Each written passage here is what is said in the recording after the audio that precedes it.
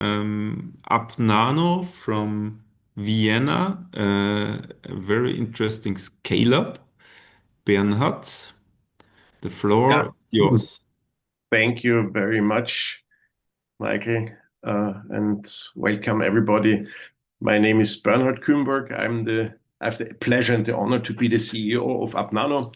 As Michael rightfully said, it's a scale up. It was started 7 years ago as a spin out from the Technical University in Vienna, and it's all about 3D printing. It's all about high resolution 3D printing. Um, it's all about high resolution 3D printing of polymers. So we produce, um, please don't quote me, nanoplastic, but in a very controlled way, of course. And what does high resolution mean for us? High resolution means sub-micron area. If Bernhard, we don't see any slides yet. If you you, don't see any slides, that's yeah. interesting because I already got the frame around this. Yeah, you haven't missed anything. Can you see it? Yes, now it works. Perfect. Fantastic. Thank you very much. What means high resolution for us? High resolution means submicron. If you take a pencil and sharpen the pencil, and then you print a castle on the top of the pencil, um, it looks like this. This castle is published on WikiScience. It is 0.2 millimeters high. With the naked eye, you see a sand corn. You see a tiny, tiny little sand corn. And if you go to the details, like the pillars that carry the roof of the tower, they are about 900 nanometers in diameter. So this is what we understand under high resolution. We really can do submicron stuff, the smallest freestanding line being in the range of 100 nanometers. So this is the technology that we are talking about. And our vision is to take this extremely high resolution print technology and make it fast. Make it so fast that we can not only prototype, but also manufacture on an industrial level. Why is that? Because why would industry ever work with a prototyping tool when later on they cannot manufacture the same things by any other means? And what we do is beyond micromilling, what we do is beyond microinjection molding in terms of complexity and size and also surface roughness. And so we are almost forced to offer a prototyping tool and a scale up tool. So this is the mission of our company. And in principle, we are technology providers. Um, we're in the range of 10 million revenues. We have almost sold 60 in the meantime machines globally. 51 is the team, growing constantly. We have a sales team in the United States, and we have a presence in Beijing in China. And we have cooperations with very nice universities and well-known universities like MIT, Harvard, ETH, and others. So it's quite an interesting story what we can do with this technology. Here you see the printer. We develop and build and sell the printer. To a certain degree, we offer print service, but this is not our main business. The main business as of today is selling these fantastic printers. The price range is roughly 500,000, and that's because of this extremely high resolution. Everything that we put into this printer has to support this nanometer precision.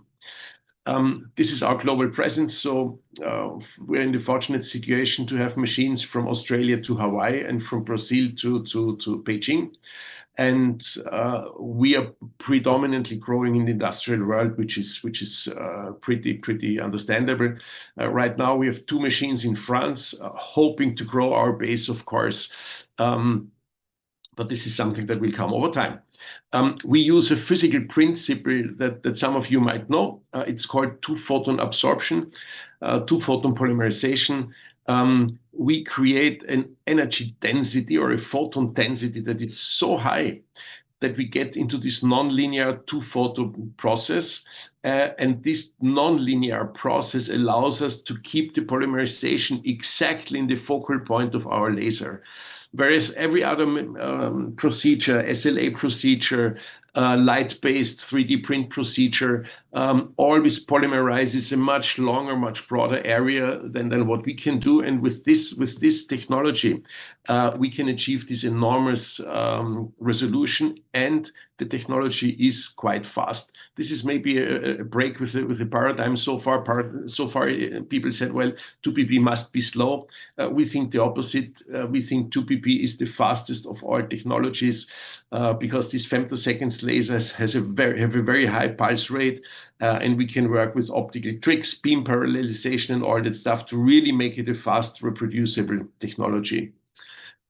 At the end, it's not only the machine, it's always the printer, the software, and the materials. And if you want to get to this high performance, high resolution area, you have to have all three, and they have to perfectly harmonize.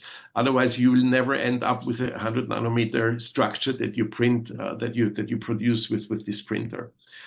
The good thing is that the system is extremely flexible. It's an open system. You can also use other materials than ours. If you want to do material research, you can use different substrates to print on. You can print on glass, you can print on wafers, you can print on fibers, you can print on a pencil tip, you can print into petri dishes if you're a biological researcher. So the machine is extremely open, and since it's a standard microscope insert, and this is globally standardized, we can put all these different things in a fiber holder. You mount your fiber in the print, and you print on the tip of the fiber. The fiber can be as thin as 100 nanometer, no problem. We will print an 80 nanometer lens perfectly in the middle of this optical fiber.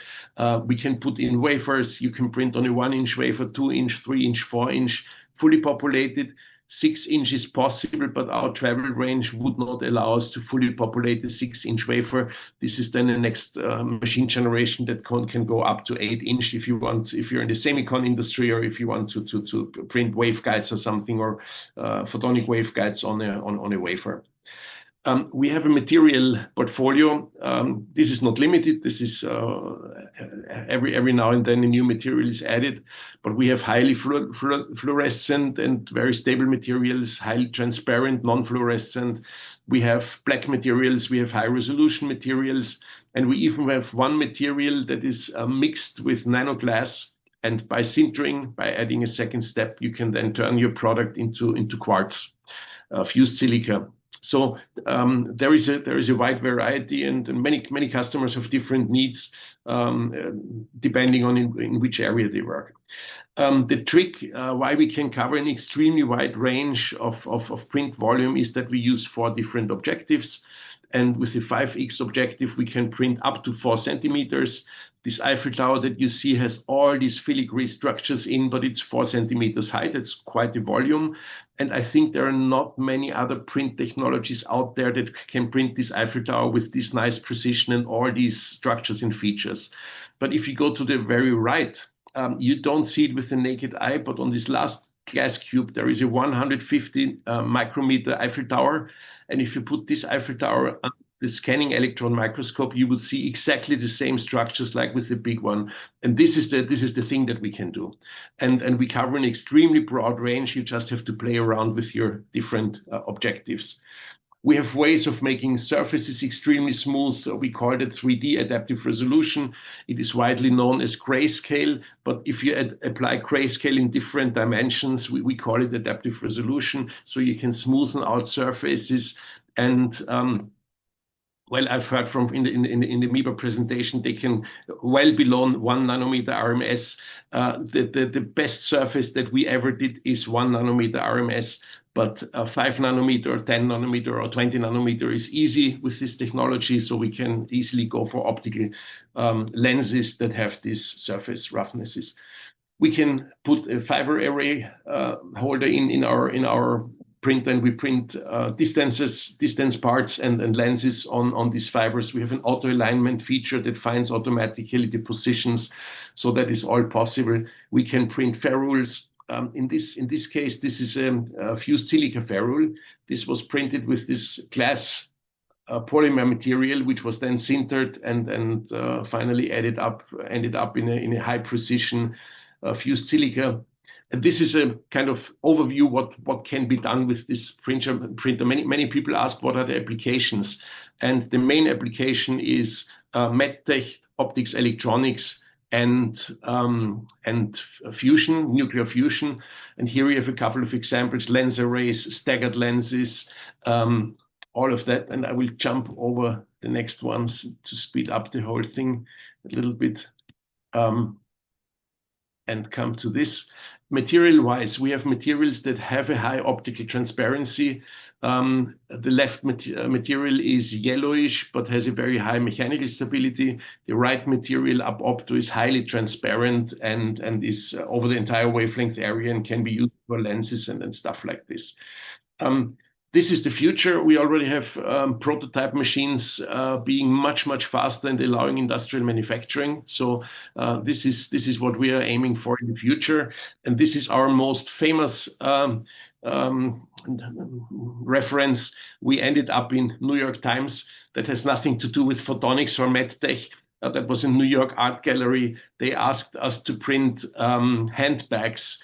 In this case, this is a Louis Vuitton handbag, and the handbag was 0.5 millimeter. So you see the ripples of the finger, and you see this handbag. And with this handbag, this art gallery made it into New York Times, and they did an auction. And they sold this handbag that you see in this picture for $66,000.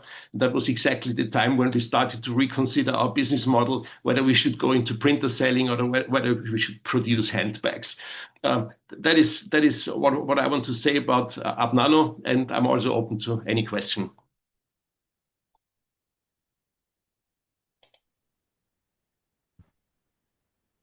Thank you very much, Bernhard. I have a question, two questions. How long does it take to make a structure, for instance, like the Eiffel Tower or the castle? Maybe you said it, I didn't hear it. It's in the minute range, and I can give you an example. We know that before we entered the market, there is a competitor out there that has a machine that can do a similar precision, and the 250 micron lens back then took 10 hours. With this machine that I presented to you with the Nano One, we are down to 1 minute, and with the new machine, it will be 3 seconds. So we really tried to make this technology fast.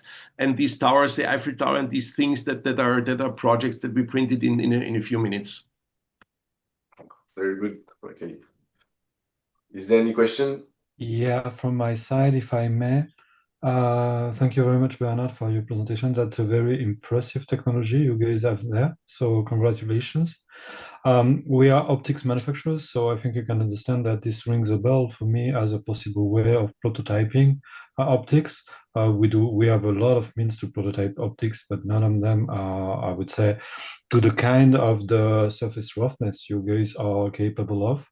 I have some questions about material. When you mentioned two different things, that you have a base material can be then with the post-processing being turned into crystal, and then you are presenting optics. Is it only this post-processing of some material that is turned into quartz, or do you also print, I was about to say inject, do you also print transparent polymers that can be used directly as optics? Yes, most of our projects and most of our customers print lenses or lens arrays directly. The material has a very good transmission, 98% plus, over a wide range of wavelength, and a refractive index in the range of 1.5. We can go up to 1.6, but that's more or less the maximum that we can do today. And these people who work on optical connectors and stuff like this, they directly use our materials. We can make this material to stick to the surface. We pre-silanize the surface, then we have a covalent binding to the material, so it will never come off. And it has a very, very good shape precision, shape accuracy, and surface precision. What we do is, if you want to print a specific lens, you print it, then you do a profiling, then you have a correction matrix, and the second or third time you get the perfect lens, and then you can reproduce. Yeah, like a compensation loop of the Yes. result of the printing. Yeah, sounds Yes. really good. So, are you the entry point? We have a research engineer in here that is constantly looking for new printing, prototyping topics. Will you be the contact to be contacted, if I can say Yes, so? yes. And then I would immediately redirect your engineer to our sales and engineering department, because we have one expert for optical questions, and he would be involved from the beginning. I'm just the poor CEO, knowing not enough, having not the detailed knowledge, just the overview. Georg is our expert for precision optics. And probably I would involve somebody from our sales team, just to see that you get the contacts in time and that everything works. Send it to me. I will do the rest. I will take care of that. Thank you for your presentation.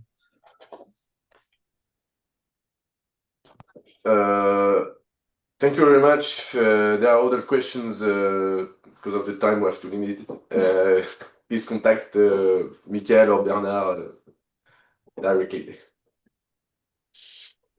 Yes, please. Thank you.